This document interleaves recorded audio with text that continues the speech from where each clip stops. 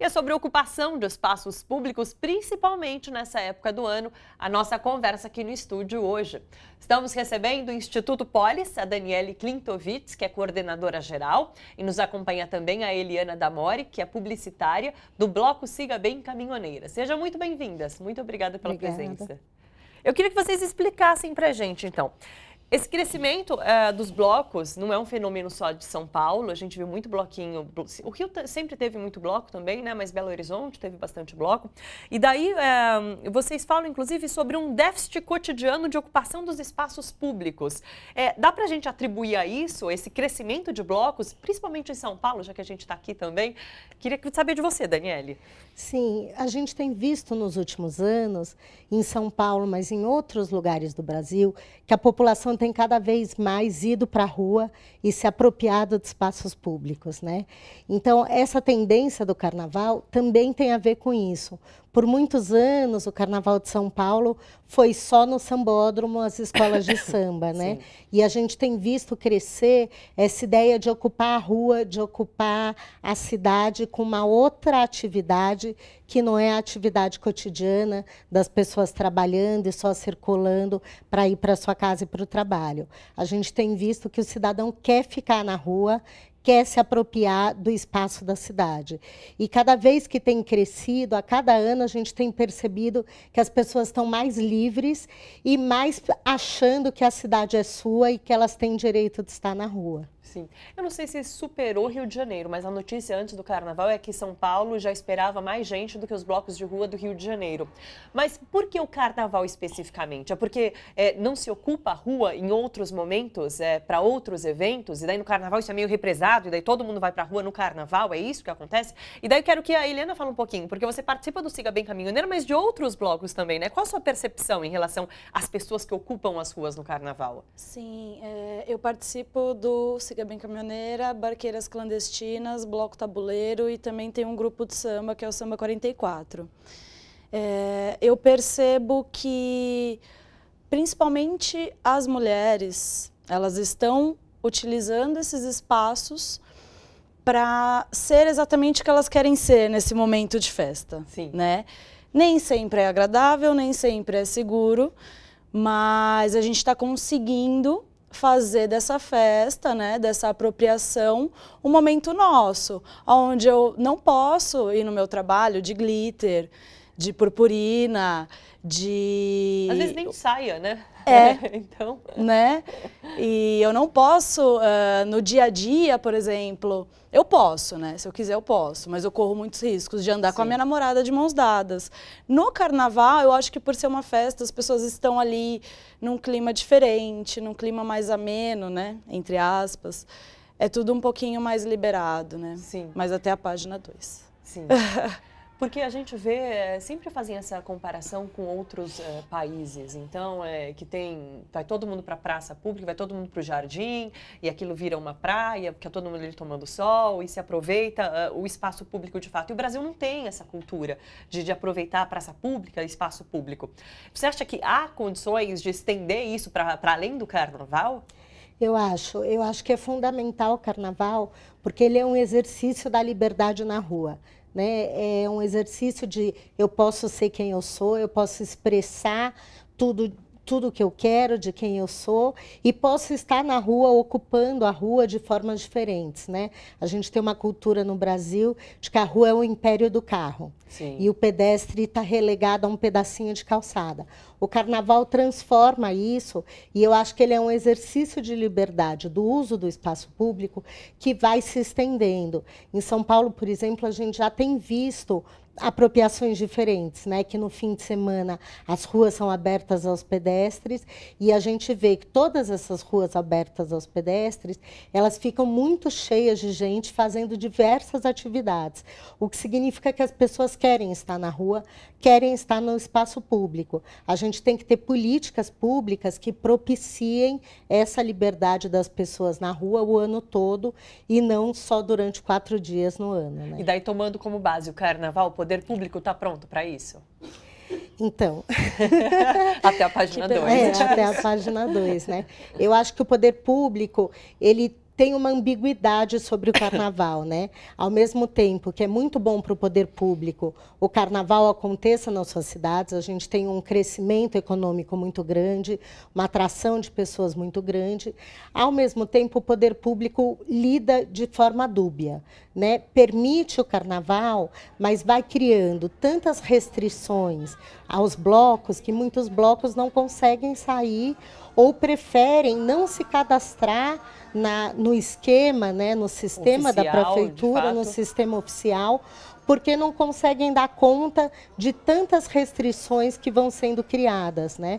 E, na verdade, o que a gente precisa é garantir a segurança dos foliões, é garantir que, naquele momento, a gente não tenha carros circulando e que a gente tenha blocos seguros, né? Em que a gente não tenha violência acontecendo. Mas, muitas vezes, o que a gente vê acontecendo é a violência estatal contra os foliões, né? Em vez de estar preparado para assegurar a boa diversão dos foliões, né?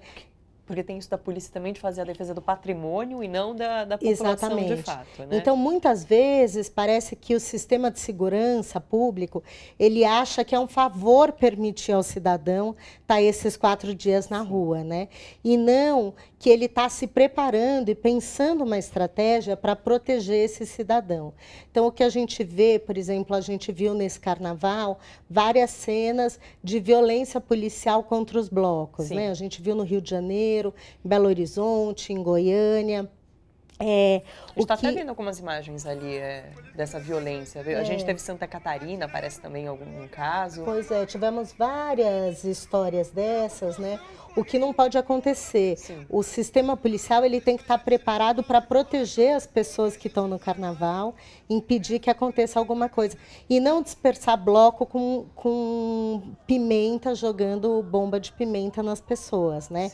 Então tem um equívoco aí e tem um despreparo, na minha opinião, das forças policiais de entender como levar de forma segura esse evento, que é um evento de multidões mesmo. E que é positivo para a cidade. E que é muito positivo para as cidades, né? Tanto economicamente, quanto o que a gente tem falado, né? Do exercício do direito à cidade e que as pessoas se apropriem melhor da cidade, né? Quando as pessoas estão na rua e estão apropriadas da cidade, elas passam a gostar mais da cidade e, inclusive, a proteger mais o patrimônio que a polícia tanto quer proteger, o Estado quer proteger, né? Se cria uma relação mais íntima e mais interessante com a cidade, né? Eliana, como é a sua experiência? Você falou que participa de vários blocos. Vocês fazem esse registro oficial? Como você percebe esse policiamento que tem acontecido? Como vocês têm visto?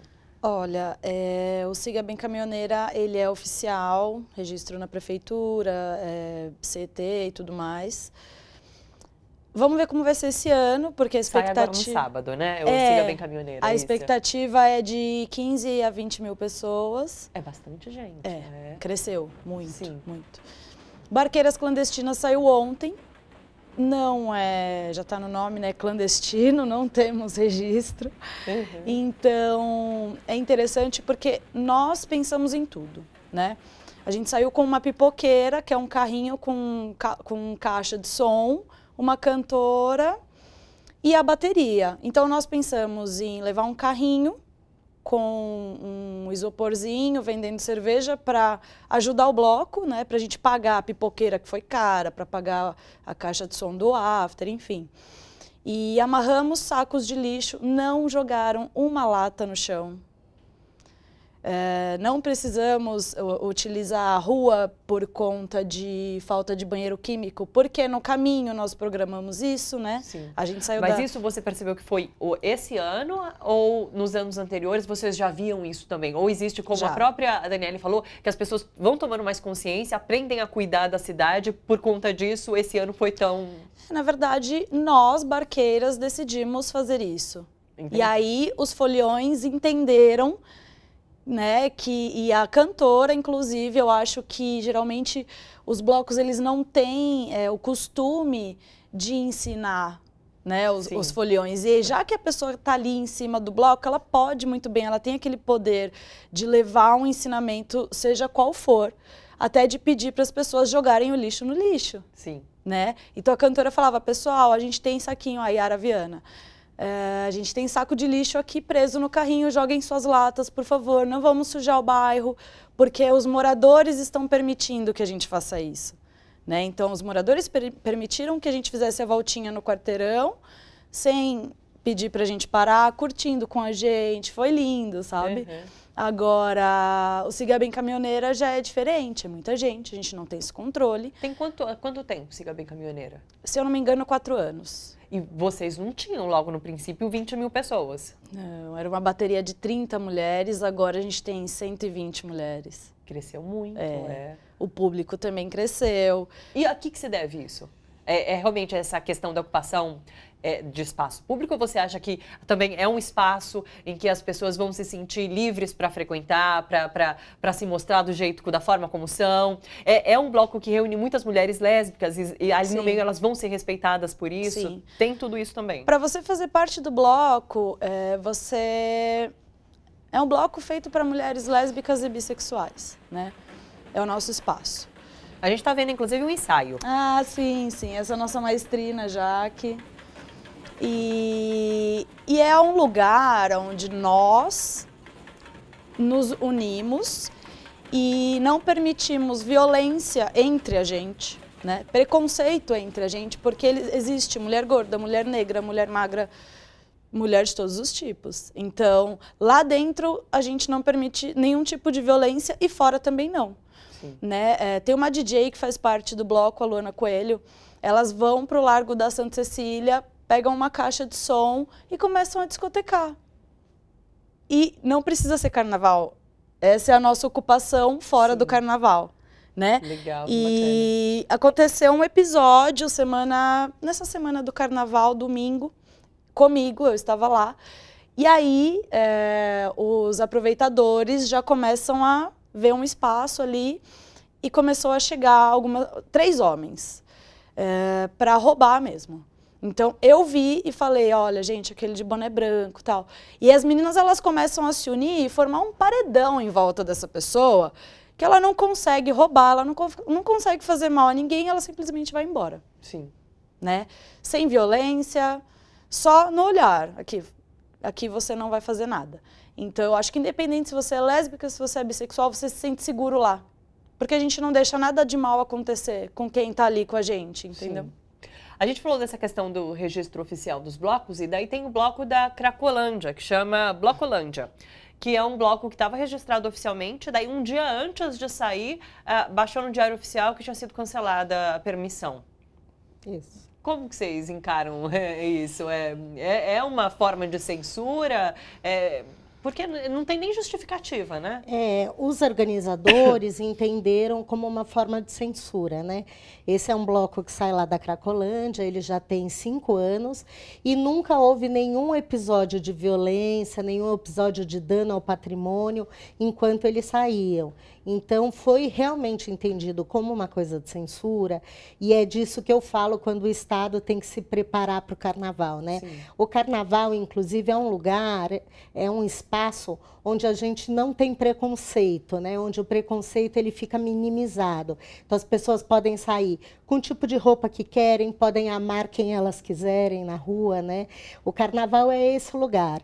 E não permitir, por exemplo, que pessoas que têm uso problemático de droga saiam num bloco que, inclusive, faz parte de uma ação de redução de danos, claramente é um preconceito da polícia, né, da força policial, dizendo que aquele tipo de pessoa não pode estar na rua.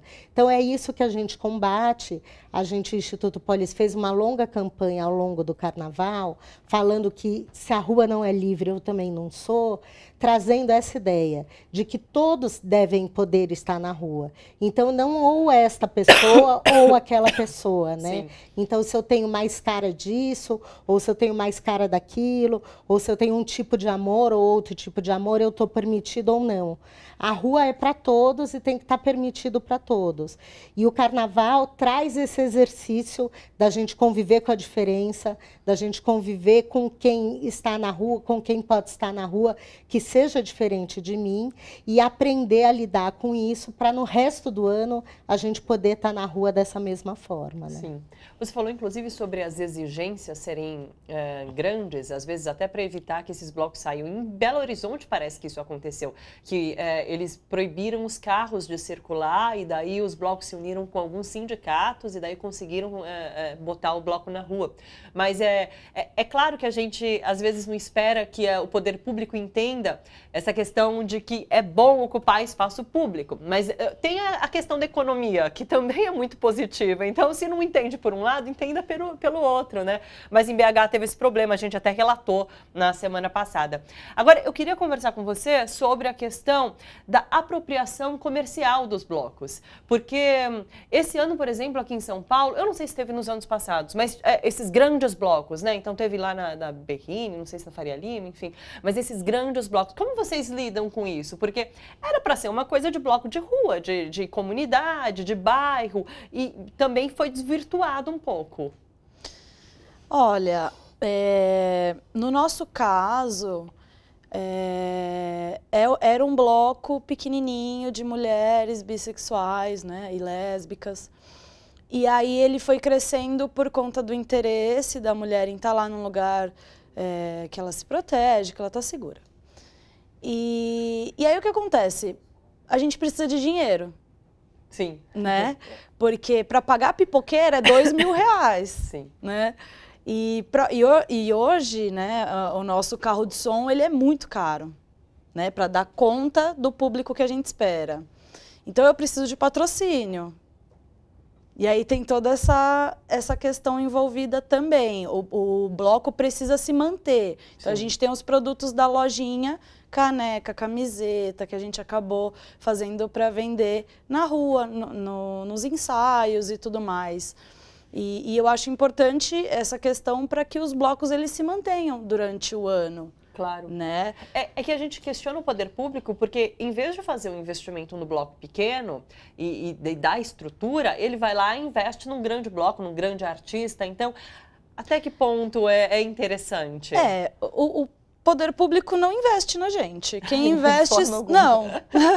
Quem investe são os patrocinadores. Sim. O poder público, ele dá lá o aval para a gente sair na rua. Entendi. Né? Mas...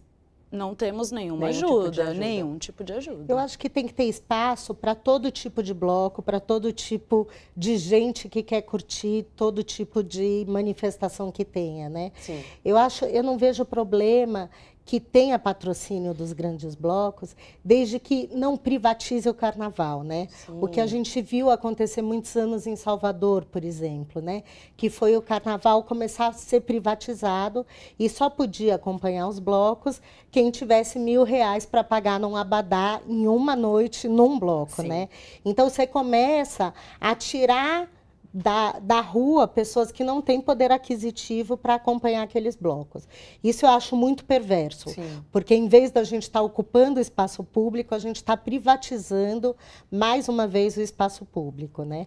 Mas no Carnaval de São Paulo a gente não tem visto isso acontecer. A gente ainda não tem visto corda que põe as pessoas uniformizadas com abadá e cobra por isso, né?